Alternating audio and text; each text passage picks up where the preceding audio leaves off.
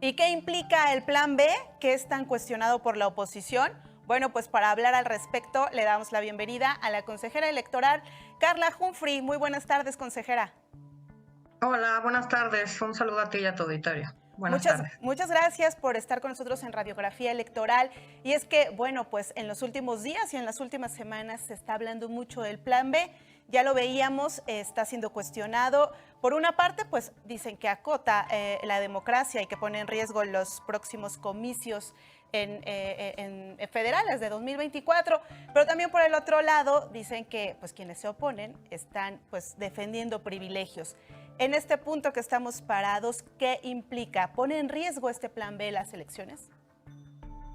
Bueno, implica sin duda reformas de gran calado en el ámbito electoral, en la organización de las elecciones, en el funcionamiento del Instituto Nacional Electoral e incluso en el sistema de partidos políticos y en pues la relación y las actividades que pueden realizar las y los funcionarios públicos respecto a las campañas electorales. Diría que es un tema que nos preocupa y nos ocupa, y nos preocupa porque yo creo que el tema más relevante de la reforma electoral tiene que ver con el servicio profesional electoral, con esta merma de cerca del 85% del servicio profesional electoral, y que de cara a una elección presidencial, a una elección en la que también se va a elegir, se va a renovar todo el Congreso de la Unión y además 30 congresos locales y 9 gubernaturas, pues es una reforma que tenemos poco tiempo para implementar y poner en marcha.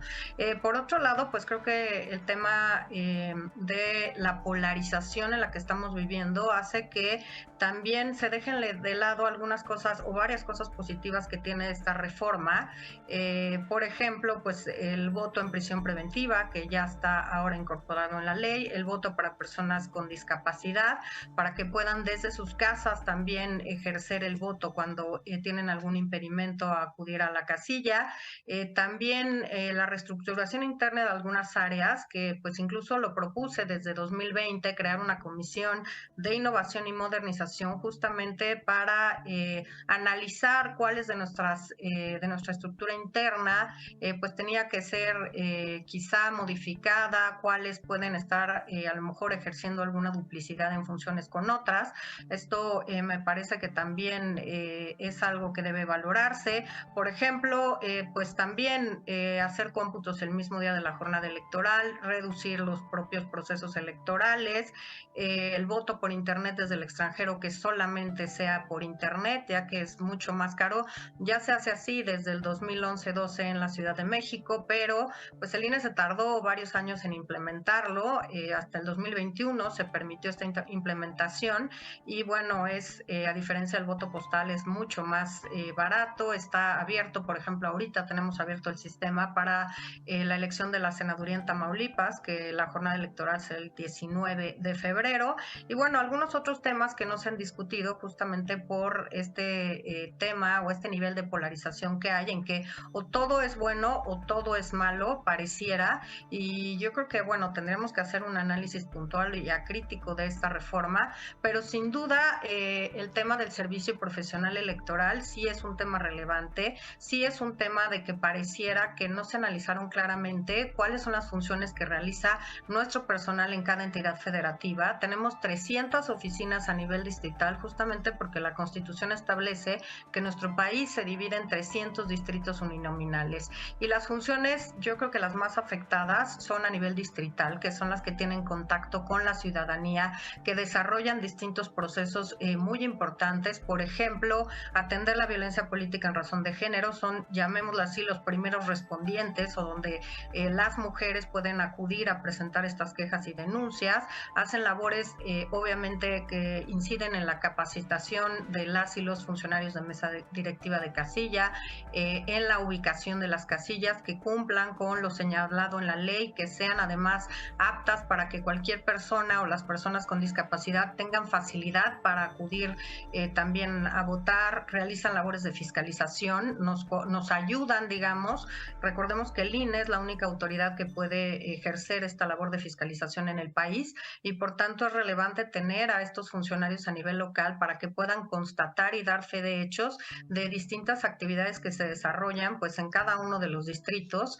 Por supuesto, labores de notificación de acuerdos del Consejo General del INE, de resoluciones también del INE, pero también del Tribunal Electoral del Poder Judicial de la Federación, que lo realizan mediante nuestras funcionarias y funcionarios públicos a nivel distrital. Así que creo que esto implica que pues las elecciones, la calidad con la que estamos acostumbradas las y los mexicanos a que se desarrollen las elecciones en nuestro país desde hace más de 30 años, pues tengan riesgo de no poder organizarse tal cual estamos, llamémoslo así, acostumbrados. Y bueno, también un tema respecto a la instalación de módulos de atención ciudadana, estos módulos de credencialización en oficinas públicas o en escuela, pues la verdad es que puede tener riesgos para el manejo de datos personales por las conexiones justamente a Internet que se hace y por el cuidado que debe tener cualquier autoridad en el manejo de los datos personales de la ciudadanía. Así que yo veo que estos son los dos principales riesgos de esta reforma o los impactos más importantes de esta reforma y por otro lado, pues tendremos que hacer una reforma interna a varios reglamentos con los que operamos y lo tendremos que hacer en muy poco tiempo porque, bueno, según la legislación vigente, el proceso electoral inicia ya en el mes de septiembre y los procesos con la reforma iniciaría la tercera semana del mes de noviembre. De cualquier forma, estaremos iniciando ya ese proceso electoral en este año. Bien, consejera, lo saluda Miguel Arzate. Preguntarle, consejera, el consejero presidente Lorenzo Córdoba y también el consejero Ciro Murayama han manifestado en diversas ocasiones estar en contra, primero de la reforma constitucional en materia electoral y después ahora del Plan B. Ellos han manifestado que este Plan B pone en riesgo la democracia y que incluso están en peligro las elecciones futuras de este año y hablamos de 2024. Ya nos mencionaba estos dos puntos que habría que revisar a fondo, pero consejera, preguntarle, ¿usted coincide con el consejero Lorenzo Córdoba y también con el consejero Ciro Murayama? ¿Está de acuerdo con ellos? Somos 11 en ese Consejo General, somos consejeras y consejeros que integramos ese Consejo General. El presidente, bueno, ejerce estas funciones de presidencia, no es nuestro par, digamos, somos nosotros 11 los que colaboramos en esta herradura de la democracia, los que conformamos este Consejo General, que es el máximo órgano de dirección, y bueno, somos 11 personas distintas que pensamos claramente de un modo distinto. Yo creo que lo que se está poniendo en riesgo es la calidad con la que se organizan los procesos electorales en nuestro país y que no se están midiendo las consecuencias que puede tener respecto a qué nos referimos con calidad. Con calidad nos referimos a que tengamos funcionarias y funcionarios bien capacitados que estén en las mesas directivas de casilla, porque son quienes hacen recibir la votación, pero hacen el escrutinio y cómputo de los votos.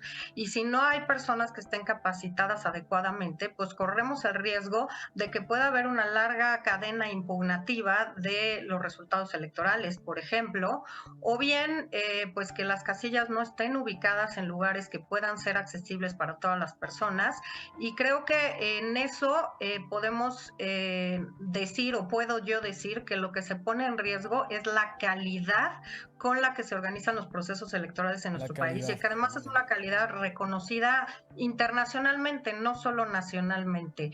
Desde el extranjero vienen y frecuentemente nos consultan y se nos invitan a ir como observadores electorales, también para poder plantear distintas reformas o evaluar reformas que se están haciendo en otros países. Por eso creo que es importante hablar de la calidad de la democracia y de la certeza, digamos, de cómo se planean y cómo se llevan a cabo los procesos electorales en nuestro país. Muy bien, consejera, pues le agradecemos estos minutos para Radiografía Electoral. Seguramente estaremos en contacto más adelante porque el tema del Plan B sigue dando de qué hablar. Que tenga buena tarde. Hasta la próxima. Buenas tardes a ti y a tu auditorio. Un gusto platicar con ustedes.